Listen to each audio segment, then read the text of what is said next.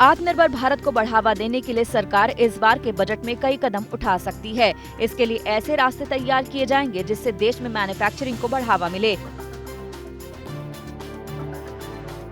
इससे देश विदेशी सामानों पर निर्भर नहीं रहेगा और देश में ही हर सामान की मैन्युफैक्चरिंग होने से आत्मनिर्भर भारत मिशन को सफलता के साथ हासिल किया जा सकता है। इसके लिए सरकार कई सामानों का आयात महंगा करने जा रही है। बजट में इम्पोर्टेड स्मार्टफोन, इलेक्ट्रॉनिक कंपोनेंट और अप्लायंसेस पर ड्यूटी बढ़ाने का ऐलान हो सकता है। सरकार कम से कम 50 चीजों पर इम्पोर्ट ड्यूटी बढ़ाने पर विचार कर रही है। इनमें 5% से 10% तक की बढ़ोतरी हो सकती है। इन पर इम्पोर्ट ड्यूटी बढ़ाने की एक वजह सरकार की कोरोना के चलते रेवेन्यू में हुई कमी भी है। इम्पोर्ट ड्यूटी बढ़ाकर सरकार 20 से 21 हजार करोड़ रुपए का इंतजाम कर सकती है। बजट में जिन चीजों पर ड्यूटी बढ़ सकती है उनमें fridge, AC, furniture, electric vehicle शामिल हैं। कोरोना काल में कड़े इम्तिहान से गुजरने वाले हेल्थ केयर सेक्टर के खास हिस्से फार्मा सेक्टर को भी आत्मनिर्भर बनाने के लिए बजट में कई ऐलान किए जा सकते हैं। भारत का फार्मा सेक्टर करीब 40 अरब डॉलर का है। 2024 तक ये 100 अरब डॉलर तक पहुंच सकता है। 2025 तक भारत को 5 ट्रिलियन डॉलर अर्थव्यवस्था बनाने के पीएम के लक्ष्य को हासिल करने में ये बड़ा रोल निभा सकता है।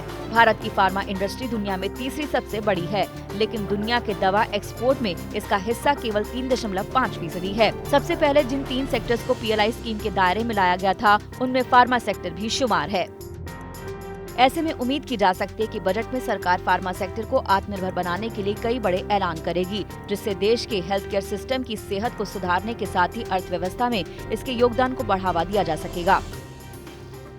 इसके बाद बात उस सबसे बड़े सेक्टर की जिसने इस आत्मनिर्भर भारत की जरूरत को शिद्दत से महसूस कराया है, जिसकी कारस्तानियों की वजह से भारत को लगने लगा कि क्यों आत्मनिर्भर बने बगैर न तो आर्थिक सुरक्षा हासिल हो सकती है, न ही सीमाओं की रक्षा करना आसान होगा।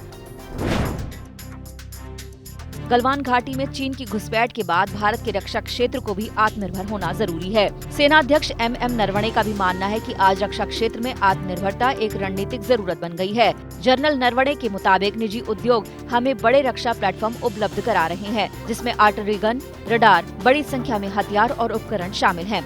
आत्मनिर्भर भारत देश को सभी क्षेत्रों में खुद पर निर्भर रहने और ग्लोबल अर्थव्यवस्था में मुख्य खिलाड़ी बनने में समर्थ बनाएगा। भारत सरकार का लक्ष्य 2025 तक डिफेंस इंडस्ट्री का आकार बढ़ाकर 26 अरब डॉलर करने का है। इसके साथ ही सरकार 2025 तक 5 अरब डॉलर के रक्षा से जुड़े साजो सामान को निर्यात करने का भी टारगेट बना चुकी है। DRDO के मुखिया का भी दावा है कि अगले 4 से 5 साल में भारत से डिफेंस एक्सपोर्ट में जबरदस्त तेजी आ सकती है। सच्ची आजादी हमारे लिए वही होगी जिस दिन भारत पूरी तरह से एक आत्मनिर्भर राष्ट्र बन जाएगा।